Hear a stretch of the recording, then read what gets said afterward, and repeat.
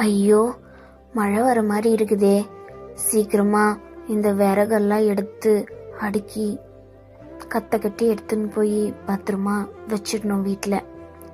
அப்போ தான் நம்மளுக்கு மழை காலத்தில் உதவும். கேஸ் வேற தீந்து போகிற மாதிரி இருக்குது. 3 மாதம் ஆச்சு கேஸ் எடுத்து.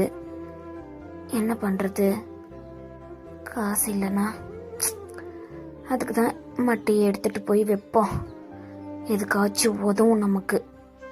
ஆமாம், இதே போதும், தூக்க முடியாது. கட்டு கட்டி எடுத்துட்டு போய் கோட்டாயில் வச்சிடலாம்.